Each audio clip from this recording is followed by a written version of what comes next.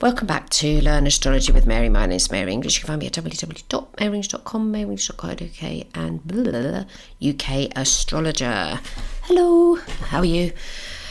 Now, today, I'm talking to you. Hello, how are you? I'm going to be talking about today a question that came up with a student that just completed Introduction to Astrology with me and Next Steps. So congratulations to the student, who will remain nameless because she hasn't given me permission to give her name, but congratulations to her for completing both courses and knowing quite a lot about astrology. Now, she was very torn between which house system she wanted to use. She really liked whole sign. It made a lot of sense to her, and she also liked equal house. And the reason that she enjoyed whole sign more was because in her view it's the older house system. Now remember, of course, that astrology took a long time to evolve. Like anything, when something's in a stage of evolution, it doesn't say the same things alter. Brrr. And I totally take her point. That was the earliest house system that anybody's got information for, and it's perfectly sensible method to use and was used by the ancients. So we never got into any arguments about which house system. I just, as everybody knows, because I'm telling you all the time, and I'll tell everybody, I'll tell myself, I like equal house because I like things to be ordered. It might have something to do with the fact that I got Pluto in Virgo in the first house, and that's what I was telling you, don't ever trigger my Pluto. Just please don't ever trigger it, because you're going to regret it. And because what I do when my Pluto is activated is I will go into the minutiae detail of whatever it is that I might be complaining about. So if you are somebody that I bought something from, rented something from, used or whatever, and then you pee me off, I will have written evidence of what you did or didn't do, down to the nth degree, because part of my job every day is to take notes with clients. So even my astrology clients, especially with my astrology clients, I'm noting down things they say. I can't remember everything everybody says in a consultation, and I'll note down key things. Anyway, getting back to equal house and whole sign. So at the end of the sessions, I said to her, just to let you know that there is a method on astro.com where you can create a chart with no houses whatsoever. So today, that's what we're going to do. And even though there are no houses in that chart, provided you've got an accurate time of birth, you can still tell an awful lot about the person because of their ascendant sign, their sun sign, their moon sign, the aspects. You're never going to lose an aspect. It doesn't matter what house system you use, you're always going to have aspects. Aspects are terribly important. And my favourite of all, transits. Transits are always going to happen. So we're going to have two charts today. We're going to have one American person and we're going to have one English person. We're going to look at their charts. We're going to look at some key dates that I've found that were. So in the second chart, there's specifically key dates. In the first chart, I haven't got actual dates. I've only got years. But since we're talking about outer planetary transits, it doesn't matter so much. So what we're doing today is how to do a chart with no house system whatsoever. Now, how you do it is the same way you do any other chart when you're learning with Auntie Mary. You go to astro.com, you go to extended chart selection. You go to the bit, oh my God, sorry, my page up again. So you go to astro.com, you go to get to extended chart selection. Because I have noticed various people sending me emails with the default astro.com house system. So to get to the house systems, you go to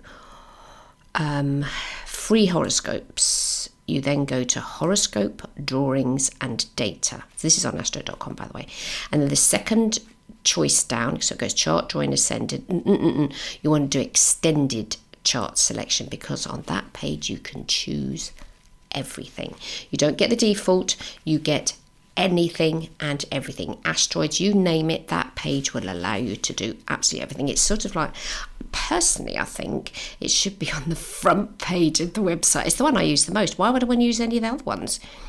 This is the driving seat of Astro.com. Now, on that page, you'll see written in black birth data, sections, and zodiac and houses. So you click the zodiac and houses, you'll see house system. Well, now we're going to not have one. If you scroll all the way down in that box, right to the very bottom, you're going to have to work hard to get to this. It says none. And then you use the green button to show chart. You click here to show the chart. And bing, you now have a birth chart with no houses in it whatsoever. What you will have, and actually I can't find a way of removing it, but I don't know that I'd particularly want to remove it, but anyway, you'll have the MC, the IC, the ascendant, the descendant. Okay, so those are things that you can't really remove from a chart, and then you have to ask the question, why would you want to? Because in a lot of instances, they are important things, so you can make a thing about them or not. But as far as I'm concerned, the ascendant and the descendant are incredibly important. Okay, so you've now gone to Astro.com, you've done your own chart, you scrolled all the way down in the house system box, and you clicked none, and you can look at your chart and you could go, oh my goodness me, that looks really weird, because it absolutely does look weird the first time you do it. Now, just to demonstrate for you what you can and can't do with a house, with an Astro chart with no houses in, we're going to be using two charts that are on Astro Databank, and the search that I did today, I wanted people that were reasonably well known, so there'd be a little bit more written about them. And the reason I chose this person is because he was a hypnotherapist, and I am also trained in hypnotherapy, which I think is, I love homeopathy, and hypnotherapy is amazingly effective. Because if you think about it, if I don't use the classic word there, if you think about anything, nothing happens without some thought associated with it. And what hypnotherapy can do, or hypnosis, or both, or all of them, it can interfere or enhance or make better or reduce or whatever your thinking process. And then because you operate by your thoughts, I mean, all the people that I like listening to and following, like Eckhart Tolle and Byron Katie, I must have swallowed so much of their stuff recently. Saturn's transiting past my sun sign, and yeah, thoughts, we're better off without them, actually, because quite a lot of them aren't helpful. And then if you consider the way that you do things, is, I don't know, the way you lace your shoes up or put your shoes on, or maybe they haven't got laces, you slip your shoes on. So just think now about putting shoes on. How much thought is there for you, conscious thought for you, for putting your shoes on every day? Do you even notice how you do it? Which shoe do you put on first, your left or your right? There are certain things we do that are automatic. We've done them so much, they are now deeply embedded in our unconscious or our subconscious, whatever you want to call the part of your brain that isn't the active bit that goes, hello Mary, the bit that you aren't even aware of. Because if you were aware of your subconscious now, okay, if you were aware of your subconscious, trust me, you do a load of things very, very differently. And this is the principles in hypnotherapy. So Milton Erickson, he's listed on Wikipedia as being, oh God, I've lost him now. Hold on, let me just get his, I think they list him as a psychiatrist. So hold on. He's listed on Wikipedia because generally speaking, that first sentence on Wikipedia, generally, unless they hate you because they think you're a, I don't know, homeopath, and then they'll change it to job title, was an American psychiatrist and psychologist specialising in medical hypnosis and family therapy. Okay, that first sentence, normally speaking, on Wikipedia is correct, because near enough everybody that ever has worked on Wikipedia, that will be the biggest argument before it's settled to what the person's job description or fame or whatever, because the first sentence determines whether or not Wikipedia will even host your page. Because if they consider, the people that run it and the people that argue about it and whatever, if they consider that you're not even worthy, inverted commas, of having a Wikipedia page, it doesn't take long before your page is removed. Now, I'll give you an example. The guy that ran the homeopathy college that I went to, he was called Misha Norland. Briefly, there was a Wikipedia page for him. I truly don't think it exists anymore. And there was an argument, because you can do this on Wikipedia, they're arguing about whether or not it was valid for him to have a page because his fame wasn't fame enough. So you have to be notorious for something or other to be on there. And he's American psychiatrist and psychologist, specialising in medical hypnosis and family therapy. Now, what I thought also was interesting is they've got medical hypnosis. They haven't used in that first sentence hypnotherapy, because that's a separate thing to hypnosis. Hypnotherapy uses hypnosis, just like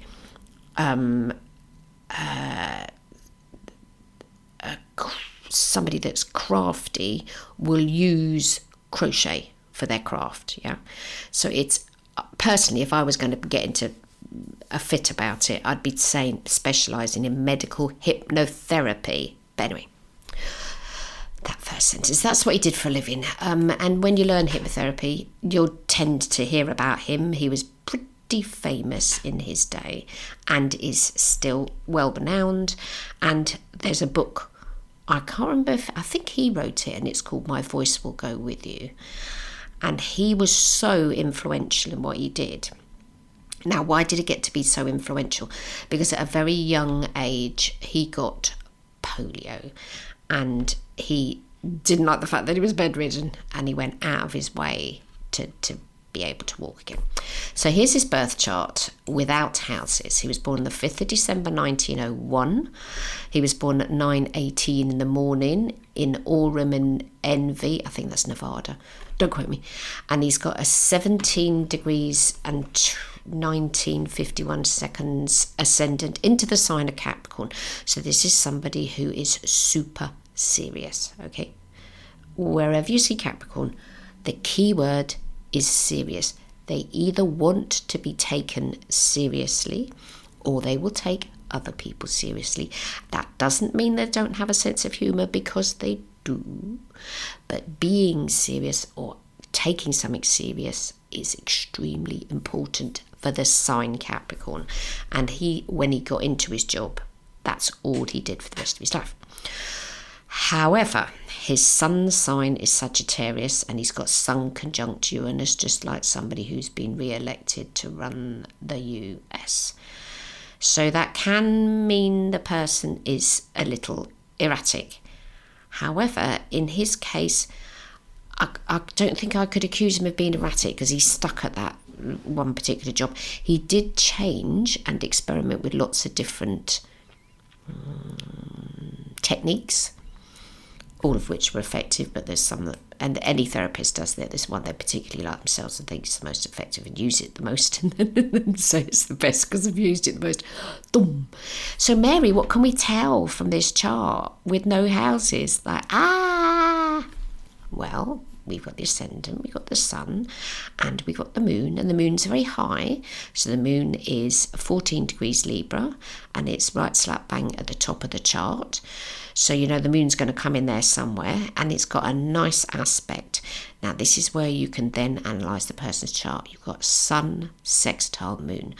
They are not going to torment themselves. They might torment everybody else that they live with or they know, but they're not going to torment themselves. When the sun and the moon are in a challenging aspect, the person themselves doesn't have a good relationship to, in fact, the moon is the subconscious, but he's got a nice relationship between the two. Sun Saggy, moon Libra.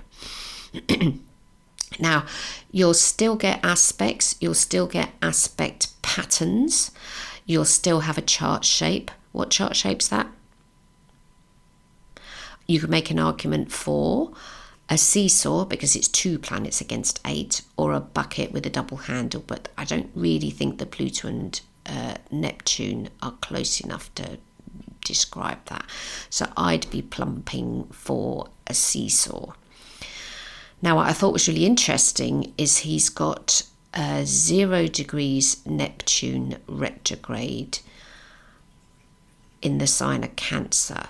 So his Neptune has just gone into Cancer, and now once again Pluto's just about to change signs.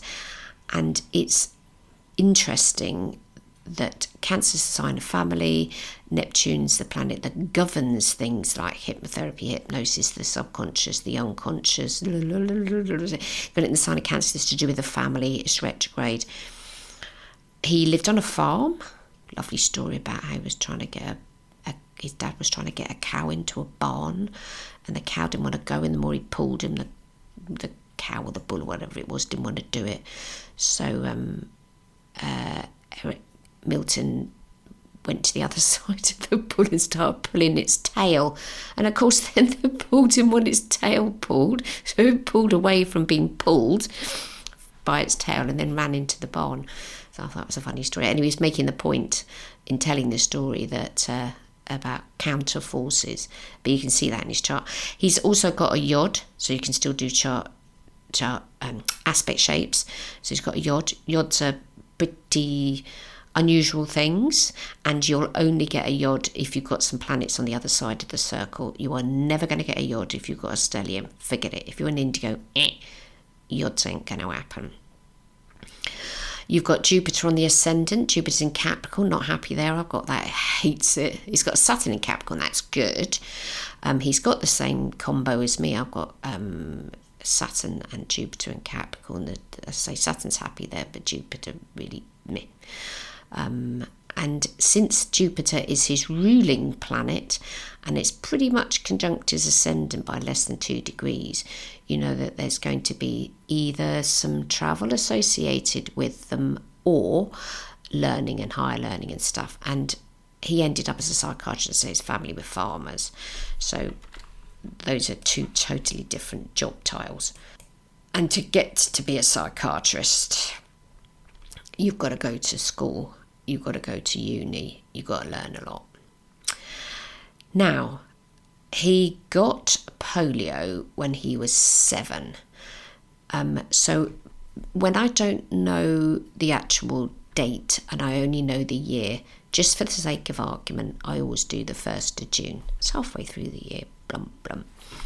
Because otherwise you end up never knowing what to do, and I just plump for the same things, just makes life easier. So we've got the natal chart, we've got a stellium, we've got a host of planets in Capricorn, Saggy, and we've got Mercury in Scorpio. People with Mercury in Scorpio can say things that can cut through ice. So anybody that's Mercury in Scorpio, regardless if they're Saggy, Libra or Scorpio themselves, they might have a cutting edge to how they communicate. And he did do that. He did a form of, one of the things he used to do was sort of shock people with things that he said. Not scare them, but sort of say things that were a bit, I wouldn't say things like that. But again, and he was a Sagittarius as well, so Sagittarius don't really care what they say. They just say it, boom, it'll just pop out their mouths. So this is the year when he got polio and was pretty sick. So what can we find out from that? What's major that's transiting? Well, look at the charts. Go to the show notes. It's enormous. Saturn is transiting through the sign of Saggy. Now in June that year, Saturn's got to big glasses on there, it's 16 degrees and his sun sign's 12. I mean, that's pretty much a conjunction, and probably that year it would have retrograded, I expect, at some point, because it spends 2 years in each sign. And it's also conjunct to his natal Uranus, which is 16 degrees, which then forms an aspect opposition to his Pluto. So forgetting what he's got in his chart, a Saturn transit, excuse me, is heavy duty. I know I'm under one at the moment, and in one way I'm wishing I wasn't, but the other, hey, that's astrology for you. So you have to do under a Saturn transit. So speaking to all the Pisces out there, you just got to put up with it. You just got to put up with it until it finishes. There's nothing you can do under a Saturn transit other than be realistic and just stick to basics. Now, on a Uranus transit, when you transit past your sun, just nothing will be nailed down, just accept the fact that there's going to be change. Under a Pluto transit, keep in mind, because there's a bunch of people that were born with Pluto in Scorpio, and then it transited for a long time through Sagittarius when they was little, and then long through Capricorn, and now those Scorpio born Pluto babies are going to get Saturn squaring their natal, Pluto transiting their natal. Okay, so that's you're born with your Pluto in Scorpio. Now that it's going to transit through Aquarius, your generation's going to get the hit, not mine. Ha ha. I'm free from that. But unfortunately, you will get the hit of Pluto, so keep your eyes open. So that's the major thing. Forget about anything else. Forget about the where Uranus is. That's doing nothing. I mean, you could say Uranus is opposition to his moon, but that wouldn't make you sick. What could definitely knock your health sideways is a Saturn transit, especially if it's a planet that isn't happy in that sign. And we already know that Saturn isn't happy in Sagittarius, just the same as Jupiter isn't happy in Capricorn, but that's the way that it is. Okay, so he gets polio, he recovers, he, I don't know, goes swimming or gliding, or what was it he did? I think he went, was it swimming? What did he do? Learning, he had dyslexia, he was tone deaf. 17, he contracted polio, which left him with additional lifelong disabilities. Having long been interested in hypnosis, the year of his recovery gave him the opportunity to explore the potential of self-healing through hypnosis. He began to recall body memories of the muscular activity of his own body. By concentrating on these memories, he claimed to have learned to tweak his muscles and to regain control of parts of his body to the point where he was eventually able to walk and use his arms. Still unable to walk, he claimed to have trained his body by embarking on a 1,000-mile canoe trip with only a few dollars, following which he was able to walk with a cane. He continued to use a cane throughout his adult life, requiring a wheelchair only. In the last decade of his life, Erickson attributed his own self-healing to giving him the additional insight into hypnosis. Now, what he did was he used his imagination, and research has actually been done on people that are sports people, imagining that they're training, imagining that they're playing the football match or whatever and winning. And they've also done it with people that have never trained in any capacity and watched videos of people training and then tested the people after watching the videos and their muscle tone or whatever had altered. So put that one in your pipe and smoke it. Okay, Saturn. We can tell that. Now, the next thing that happened to him was he didn't get polio again, but he got a sort of resurgence of it. So he gained a graduate degree in psychology and medicine, World War II, hypnosis. Where did he get? It mentions here it happened a second time. Yes, in late 40s, Erickson developed post-polio syndrome. This resulted in additional muscle loss and pain. And at that time, him and his wife Elizabeth and his family of 5 children, blimey, they were busy, left Detroit and relocated to Phoenix in Arizona, where they believed the weather conditions would be conducive to his healing. There, Erickson established himself in private practice. Now, I have got the year for that, but let's just do the second polio. So what's going on there? What have we got outer planetary wise? We're not looking at houses. We have got a lot of things on his descendant. And if you're interested in that, there is Chiron has now slapped onto his descendant. So Chiron, that year, so this is 1940, so this is his late 40s because he's born in 1901. And late is anything from, 8, 7, 8, 9, is that late? Of a date, of an age. You've got Chiron on the descendant.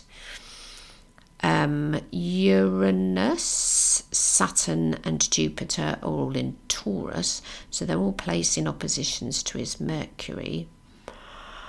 Neptune's chugging along through the sign of Virgo, but I don't really think it is doing much. No, it's 22 degrees, it's out of orb to his sun sign. But I would have thought that the Uranus, because it seems like it happened suddenly and popped up out of the blue, I would opt for Uranus being the thing there. And also Chiron on the descendant. Chiron takes 51 years to go away through the zodiac, and it will spend a long amount of time retrograding. I think it's retrograding at the moment in Aries. Let me double check. Chiron, the wounded healer. Always look at Chiron. Yeah, it's retrograding in Aries. It's always a good planet to look at if you're considering whether or not you are a healer or you've got healing abilities. Go check out where your Chiron is. I mean, Erickson's natal Chiron is 4 degrees Capricorn, and it's conjunct his Mars. So he was a healer. So that's his second polio. Okay. Now, the next chart we've got is he relocates. So he goes to wherever it was I just said, the warmer place. And we got the year, because I found that on his biography on his one of the companies he set up, one of the institutions. And blow me if Jupiter wasn't transiting. So this is 1948 now. So that's not the Arizona one, because it's saying on Wikipedia that those two things happened at that time. No, 1948 was later. But anyway, he's moved now to another county. So he's shifted about as typical Saggy. Samuel Hahnemann, the guy that, inverted commas, invented homeopathy or established homeopathy, he was a Saggy, moved everywhere. His poor wife must have hated him. They relocated every 30 seconds, and they had millions of kids dragging him in horse and carriage, bumpy roads all over Germany. So when he went to the next place, Jupiter is now in the sign of Saggy. So if you are a Saggy and Jupiter, when it transits through your sign, you're going to want to up sticks. The temptation to move as a Saggy when Jupiter transits through your sign is too strong to ignore.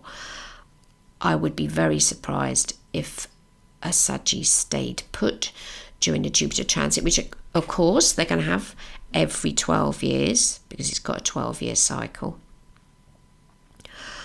Uranus is now in Gemini, opposition to his natal Uranus, opposition to his sun. So Uranus is in on the act.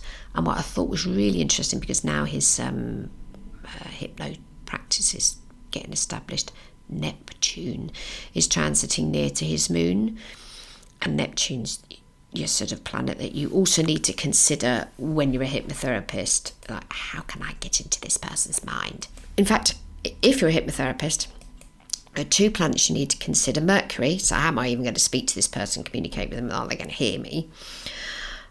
Jupiter, what are their beliefs? And Neptune, how am I going to get them to go under? Okay, so just keep that in mind if you're a hypnotherapist and you understand astrology. So that's 3 things that we can find out without even using any houses. Okay, I've talked about ascendant, descendant. I haven't gone to the MC because I don't want to complicate things. Okay, just make it easy. Now, the next person we are going to talk about is a singer, and her name is Billie Piper. And let's just get a bit of blurb on her. So she is born Leanne Paul Piper. Her parents changed her name.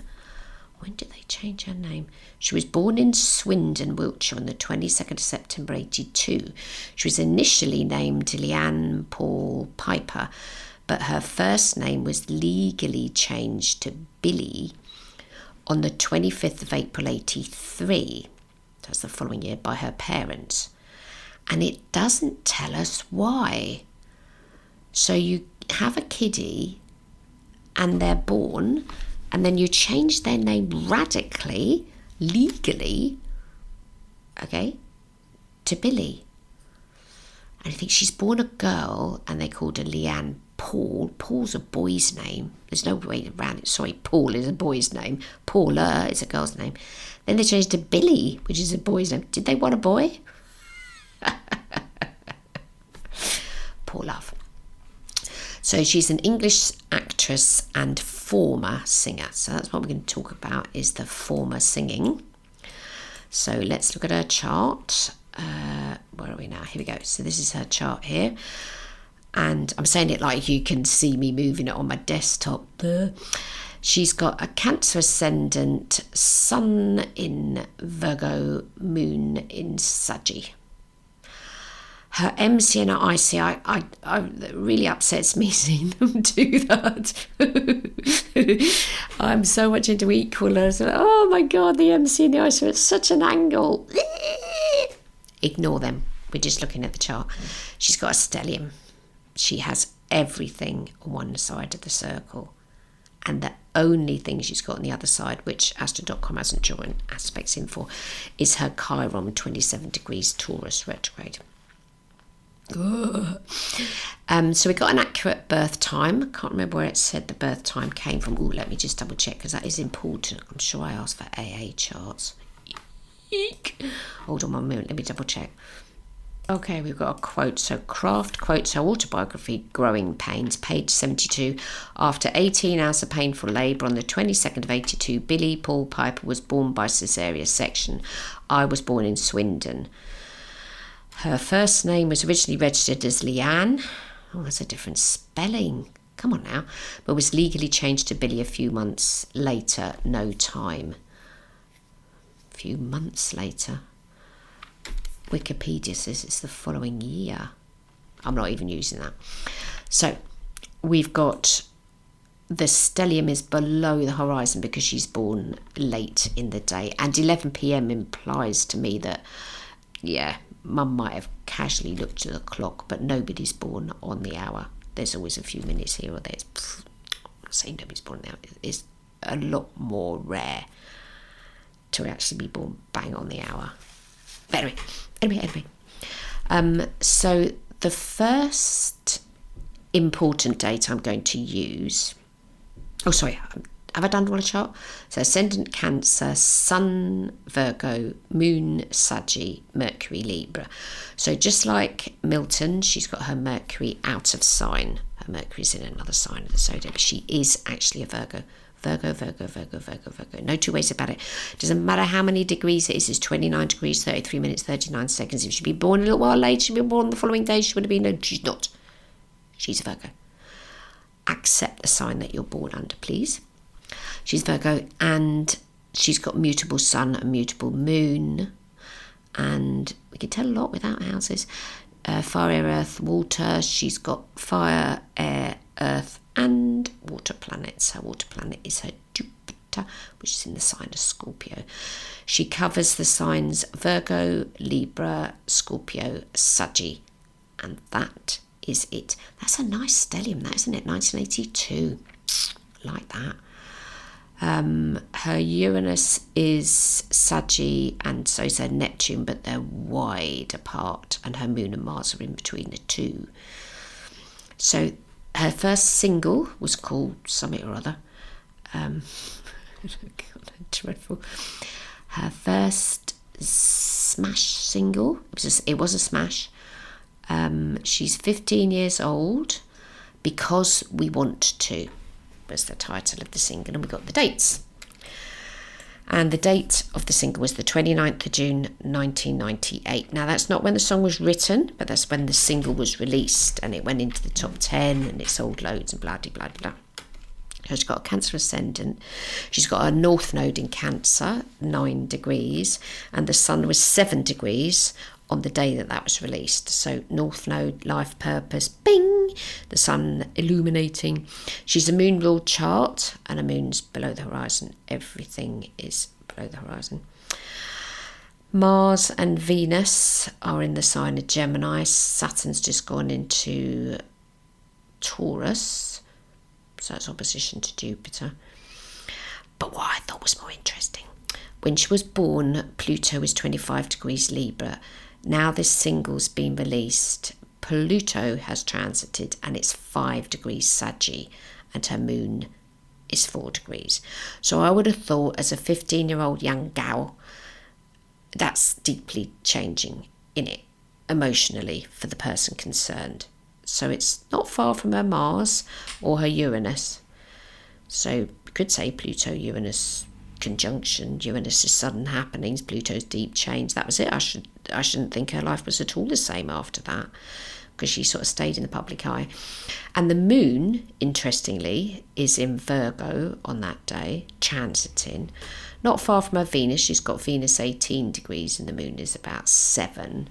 So it's 11 degrees away, and it will have shifted on that day. So that's just the planets compared to her natal chart. We're looking at as transits and stuff, yeah. So we can still tell a lot about what's going on for the person. Now, the next thing that happens that we've got lots of dates for is some nutter woman was with her friends watching Billie on the telly and got it into her head that Billie had given her a snide look. Okay, but she's watching her on the telly, so I don't even know how that happened. Anyway, the woman turned out to be a maniac and rang Billie's, I don't know what you call it now, her agent, and left an answer phone message. Back in the day, do you remember answer phones?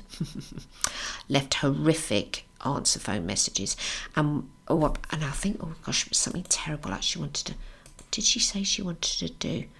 She threatened to decapitate her, burn her body and shoot her parents. What else was it she said? She said something else. Death threats, yeah. She was found guilty on all 9 counts at Blackfriars Crown Court. The woman was called Juliet Peters. Lord knows where she is now.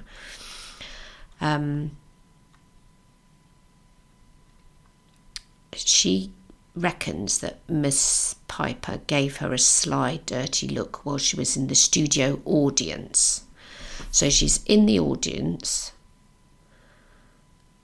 and she reckons that Billie Piper gives her a sly, dirty look on this TV programme that she's in the audience of. So she went out of her way to make it difficult for her.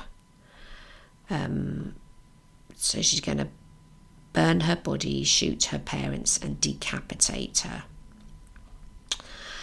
It says in the article, so one of her friends joked that Ms. Piper had given her a sly, dirty look, and Peters brooded over the perceived slight for a week before writing an angry letter to the singer's fan club. Prosecutor Mark Aldred said her anger slowly festered as the weeks passed with no sign of reply. Finally, she called the singer's record company and left the first death threat on its answering machine, with 4 more following in the next 40 minutes. She needs to be cut into little pieces, she said on one. She's going to be dead. 8 more calls followed by the 25th of August, but detectives traced them to her flat.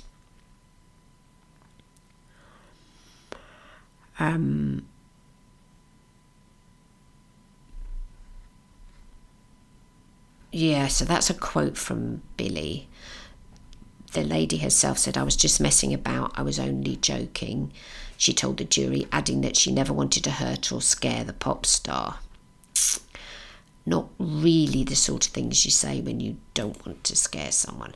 So we got the date of the phone calls, and remembering, of course, that when her single was first released, Pluto was transiting. Now Pluto is retrograding 10 degrees Saggy and her moon is 4 degrees, so it's still within orb. But look what's in on the ticket. Chiron is now there. So transiting Chiron is now 11 degrees conjunct to Pluto, not far away from her moon.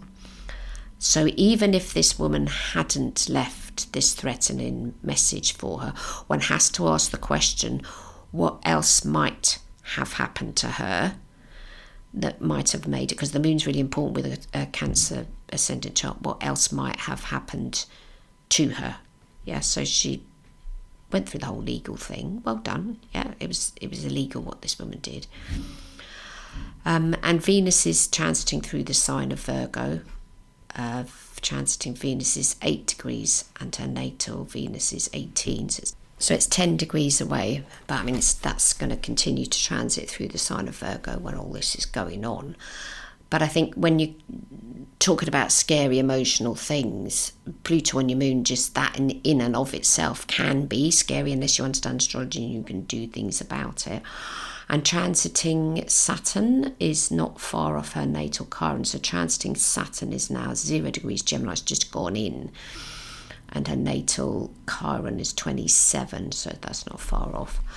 But the things that are nearest and are going to cause the most inverted commas grief, I would say, would be the Pluto and transiting Chiron. Okay. Now, there was a court hearing. The lady concerned was found guilty.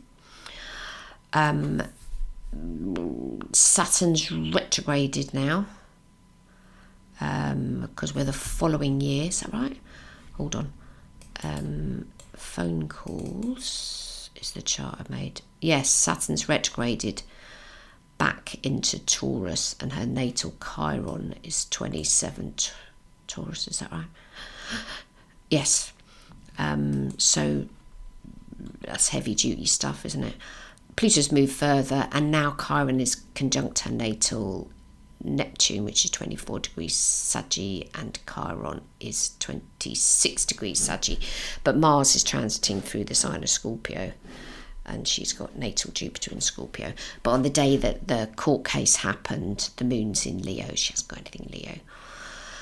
I mean, if you're going to look at the MC, which I said I wasn't going to mention, but if you look at the MC, we've got Mercury retrograde on there, we've got Uranus on there, we've got the Sun on there. They're all pretty near, because her MC is 27 degrees Aquarius. Yeah, there's a host of stuff up there. But I think Pluto's far enough away now from her moon. Pluto is now 14 and the moon's 4. Yeah, so it's 10 degrees. So it's out of orb. But while this was happening, and I mean, she didn't actually receive the telephone calls at home. This is to her agent, but obviously somebody played them to her. And the funny is the wrong word, but the strange thing about things like that is it is dreadful for the person that receives them, but no one's going to listen to something like that once, are they? You're going to play it over and over, and that's going to go in your subconscious. You're going to feel horrible. What's the person who did it just went blah, blah, blah, blah, blah, blah, and sort of left it at that and went off and had their tea for it. Who knows? Obviously thought a bit about it before they did it. What's the worst things that I can say, and said them. But the person receiving is yeah, that's how the mind works. Sorry, I missed a chart with Milton Erickson. We got the date that he died, so that's always a pretty. Let me just write Milton on there because I've lost what it was. So the date that he died. So just go back to Milton for a minute. Neptune is transiting through Saggy. So leading up to his death, Neptune was doing that lengthy transit. Natal Neptune is in Cancer, 0 degrees. But transiting Neptune is going through his sun sign, and he's a hypnotherapist. So, you know, for the later end of his life, he would have had Neptune going through his sign, and Neptune is the planet that governs hypnosis and hypnotherapy. I thought that was interesting. The date he died was the 25th of March 1980. The sun's in Aries, the moon is in Cancer, so the moon is on his descendant. Pluto's not far off his moon, so transiting, not that that would kill you by the way, Pluto's 20 degrees Libra and his moon is 14. And when I say kill you, there isn't a planet that can kill you, but there's planets that will be there and take you away. Generally speaking, if Neptune is the planet that takes you to the other side, then it can be quite nice that you can die in your sleep. Can be that you die under wads of drugs and things, so you're off your head. And Uranus is on his Mercury, so one would contemplate possibly did he die suddenly, because Uranus is 25 degrees Scorpio and his Mercury is 28, so who knows. I didn't look to see what he died of. So today we've been discussing how to do a chart without any houses. We haven't discussed houses. We've looked at the chart. What can we learn? In Billie's case, she's got a stellium. In Milton's case, it's a seesaw. We could tell chart shape. We could do aspects. I didn't go into a lot about aspects, but I say in Milton's case, the sun and the moon were in a nice aspect to each other. In Billie's case, the sun and the moon are also sextiles. So this isn't somebody that hates themselves. So don't panic. Whatever house system you're using, carry on using it. The only person it's going to make a lot of difference to is the astrologer. Not the client doesn't care what house system you use. Why should they care unless they're into astrology themselves? They don't. 9 times out of 10 don't even understand what a house system is. They probably don't even understand what astrology is. So beating yourself up over what house system you do or don't use is, to my mind, a waste of personal energy. Just get on and do some astrology. Get on and find out what it is that people want to know. Where are they in their lives at the moment? If they're under, say, like all that us poor Pisces that are mid-Pisces or under Saturn, this just not fun. So just get on and work hard and wait to come to the other side of it. So I hope you have a fab week. I am going to be doing a webinar at some point when I get myself together on solar arcs. So there will be an announcement at some point in a future episode and an invitation. And if you're on my newsletter list, if you're not on my newsletter list and you are listening to this, I don't give it out. It's not on my website. I'm very picky about who I have on my newsletter list now. I used to just have a link on my website and then Uncle Tom Cobley and all could subscribe and stuff. I tend to only invite people that I've had a consultation with to subscribe. Podcast listeners is a completely different thing altogether. If you'd like to subscribe to the newsletter, which is free, doesn't cost you anything, you can unsubscribe anytime you like, then email me and I will subscribe you. You've got a choice. I can either just subscribe you, bing, or I'll send you the link and you can do it. So one way or the other, and it comes out every month. You've got the predictions for the signs, you've got whatever you want to call it, what's happening for each sign of the zodiac every month. There might be an article about something, there might be a link, there might be a discount, there'll be something fun in there. So I hope you have a fab week and I'll be back next week. Bye bye now.